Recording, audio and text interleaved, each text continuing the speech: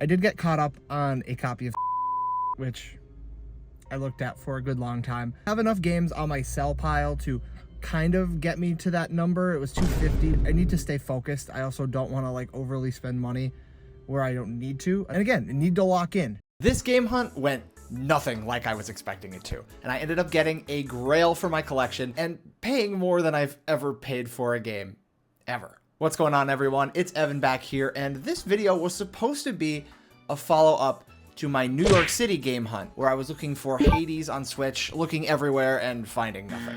So I thought, why not go back to my hometown in Pennsylvania and go through all the game stores there, because there's a fair few and they have a generally different selection than what you're gonna find in the city. But what ended up happening was completely different than what I was expecting. I can't believe I have this game on my shelf and I can't wait to show it to you. But first we gotta get to the hunt, because you gotta see how I got to this moment and how I was able to find this game I've been looking for so long. And I don't think I've told you guys exactly what I've been looking for, so this may come as a bit of a surprise. And real quick before I start, guys, let me know down in the comments, what games are you looking for right now? And what are you trying to pick up this week? Leave me a comment down below and let's start a conversation. If you have not already, hit that subscribe button, and a like for this video would go a long way. And with that, let's get to the hunt.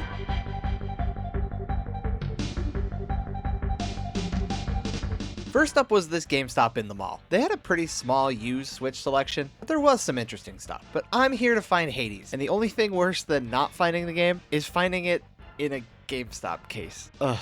So I left it behind, and I noticed that GameStop is definitely trying to cash in on the Silksong hype. So, kind of a huge disappointment in that store. They did have Hades on Switch, but unfortunately it was in a GameStop case, which I don't want to put any of those on my shelf. I don't want to have to go look for a replacement case for the game. If I can't find it, maybe I'll come back. And I might come back anyway, because there was a copy of Silent Hill Shattered Memories on the Wii. It said the game was in good shape and it had a manual, so it was complete, $75. That's a pretty good deal. I'm going to go do my rounds and see if I can't find anything else, because I don't have a Wii. That's not too big of an issue, especially finding a game like that. So on to the next store, which is also a GameStop. There is a GameStop not even a mile away. No luck at this GameStop either, and I couldn't get any footage in there because the worker in there, I think he's actually the manager, told me I couldn't film in there, which is totally fine. I did snap this picture of the retro games. There was actually a decent amount in there, just nothing I really needed. Maybe that's Silent Hill. Again, I'm keeping it in the back of my mind. I've been trying to collect all of the Silent Hill games. That is a very expensive task to do, and I'm also not very well equipped. I don't have a PS2, I don't have a backwards compatible PS3, and I don't have a Wii. I'm gonna drive about 30 minutes down the line. We are moving on. Still no Hades. Immediately I noticed this GameStop was stacked with amiibo. There's a lot of really great amiibo here, and I very nearly left with Richter. And I know there's a lot of GameStops in this video. I'm sorry. Unfortunately, it was a Sunday, and one of my favorite retro stores, probably the best one in the area, well, it was closed. The Switch selection was much bigger this time around, but just like before, Hollow Knight was too expensive, and Hades didn't have an official case. Again! I did ask the guy behind the counter. He was really nice, but they didn't have one. It's times like these that can test the person's soul.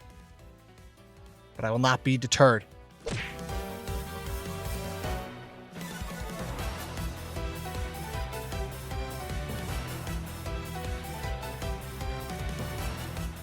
Alright, just got out of Walmart, and again, no luck. I guess I wasn't really expecting anything there. I actually just needed to get groceries. I ended up getting some avocados and a cucumber.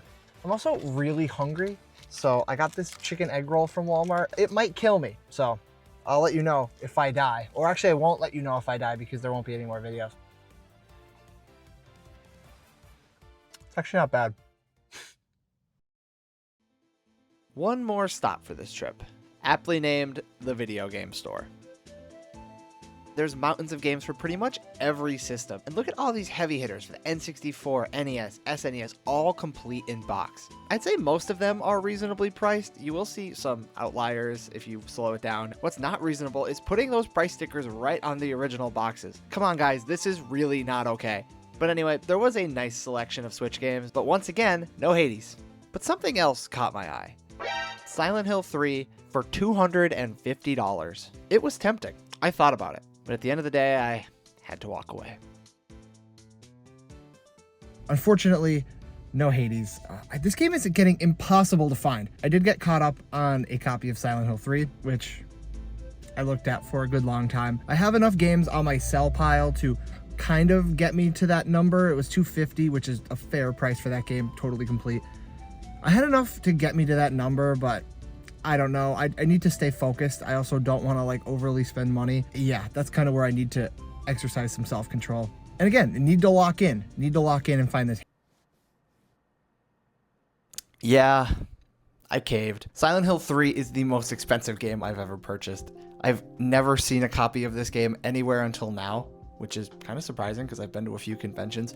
But yeah, Silent Hill 3 just never seems to pop up. So when I saw a copy of this game, I just had to spring and grab it. Again, not sure if I've told you guys this before, but I am trying to get and play all of these Silent Hill games, slowly over time. That's an expensive task. However, after I played the Silent Hill 2 remake, Silent Hill F this year, and Silent Hill 1, I knew these were all games that I wanted. I love survival horror. I've always been a huge Resident Evil fan, but for whatever reason, I've never gotten around to this franchise, but now is the time. And I got one of the big ones out of the way already. This is the best way to play Silent Hill 3 on a console. Unfortunately, it's priced accordingly. And, if I want to collect these Silent Hill games, PS2 is really the way that I want to go for these multi-plats, except for Shattered Memories, because that game is crazy expensive and it's made for the Wii. So like, why would I do that? So taking a closer look at the game here, there's one imperfection, and it's this little, it almost looks like a bite mark on the front. So definitely some punctures here, but it's on a dark part of the case and it doesn't bother me too much. I can also swap this case out. Other than that, everything is in great shape. Take a look at the back here. Everything you never wanted to see is the tagline on the back here. This looks a lot like Silent Hill 2's back of the box. They're formatted very similarly.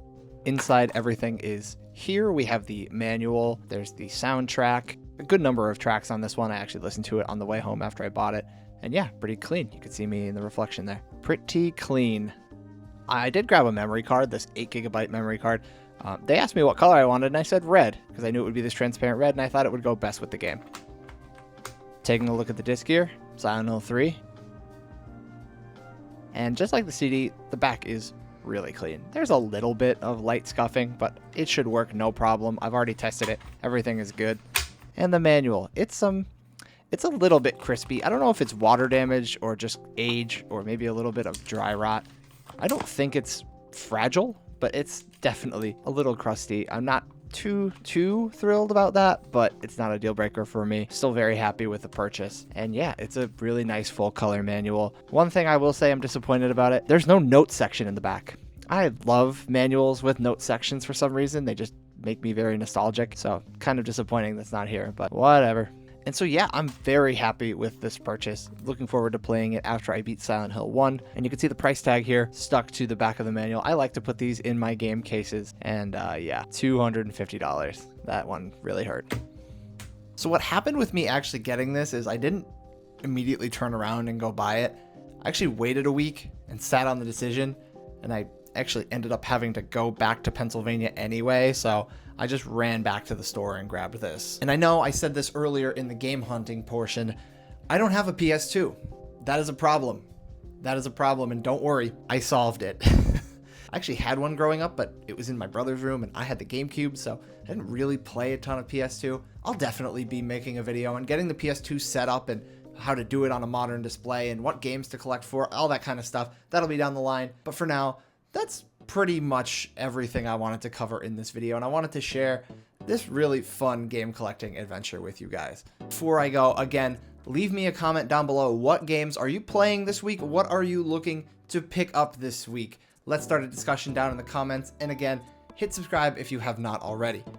Anyway, guys, have a great week, have a great day, have a great hour, and I will see you guys in the next one. Peace out.